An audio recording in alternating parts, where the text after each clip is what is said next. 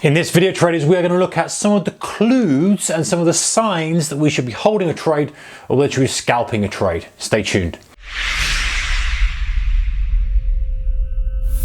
Hey guys, one of the most challenging things for a trader is to know whether to hold a trade for a longer move or whether just to grab what's available, take the trade and move on to the next one. So everyone always says, hey, hold your trades, hold your winners, but that's not always right, is it? If we're in an environment where trades aren't running on, then all you're going to do is hold the trade as it goes up and it comes all the way back down again. And so differentiating between the two is one of the key skill sets as a trader, in my opinion. I think that finding that sweet spot between the two and recognizing what works for you, your style, your market, your time frame, etc., really helps you to know, hey, well, actually, this one has got some legs. I do need to hold this one, or you know what? I just need to be in here, out here, grab it, move on, look for the next setup. So some key things that I like to look for when I'm looking to hold or looking to scalp. And I think you can kind of extrapolate this out onto multiple time frames, multiple assets, etc. So from a whole, and by the way, scalp, I mean as in, from one level to another, not necessarily just grabbing a couple of ticks. Could be swing trading as well. It's just like one move to one point to another. So a hold, what we'd be looking for, I'm looking for is good volume. So I'm looking for volume to come in to signify that there is good interest in that move. Volume generally tends to signify interest from a lot of participants, or one participant that's got a lot of volume to do. Regardless, it's interest more than normal, especially when you're comparing volume on a comparative level to other time frame or other similar scenarios. So let's say the volume spikes on the daily chart and there's a big volume on that day and you get a good candle compared. That volume's got to be compared to the prior 7 days, 10 days, 20 days. If that's big, that's what you're looking for. So it's not an absolute thing, it's a comparative or relative thing. Okay, so key level. I like to see that there is a key level broken, because breakouts, whilst they are don't happen as much as we like very often. Fake outs are often more lucrative from a consistency basis, but when breakouts occur, they really do run. A real good breakout will run and run and run, and we've got evidence of that from charts for years and years. That's just the way that charts work. They they backfill a little bit, chop around, fake out, and then when they go, something happens and they really go, and that's what we're trying to get on in a certain way. So volume helps that, and the fact that it's already a key level, bringing in other participants who are already looking at that level helps massively as well. Okay, and a catalyst. So very often there's a catalyst that comes with it. In other words, something helps everyone to make the decision for them. Hey, we're cutting interest rates. Hey, this stock has had great earnings. Hey, we've just had this amazing contract win. Hey, this government is now under sanctions. Or you get the point. Depending on what asset you're trading, you get the idea. Some catalyst that causes people to come in and commit money, whether it's out of fear or out of greed, and that adds to the volume and key level.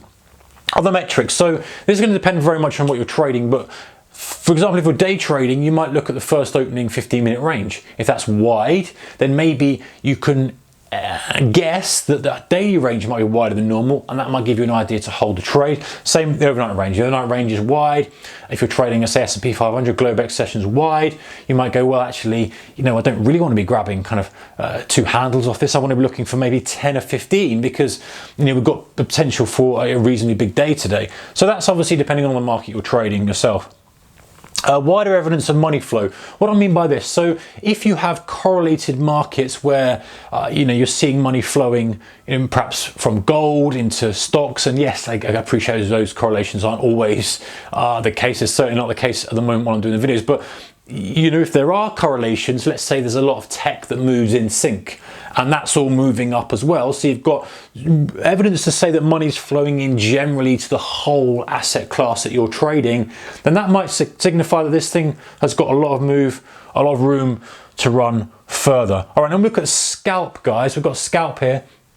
Now, if the market's in a range bound condition, let's go to this side. The first thing is it's in a range bound condition. So you know, if the market's just literally chugging a range, then to try to preempt that range break might not be the best thing to do. Yes, it probably will break eventually, but if you're constantly looking for that range break, you're going to constantly be frustrated. So if there's an obvious range, obvious support or resistance level, it makes sense to kind of use that as an exit point for your trade. If the market's tired, so if you're literally getting the last bit of juice out of a trend, let's say it's pulled back a few times and you've got to pull back and it's just kind of one last move and it's already had a long move, it probably makes sense to just grab something out of that little bit of chunk of that rather than at the beginning of a fresh trend. If it's right at the end of the trend, it feels tired and it's due a kind of much more of a deeper pullback or more of a consolidation, you probably don't want it, right? You just want to grab what's there.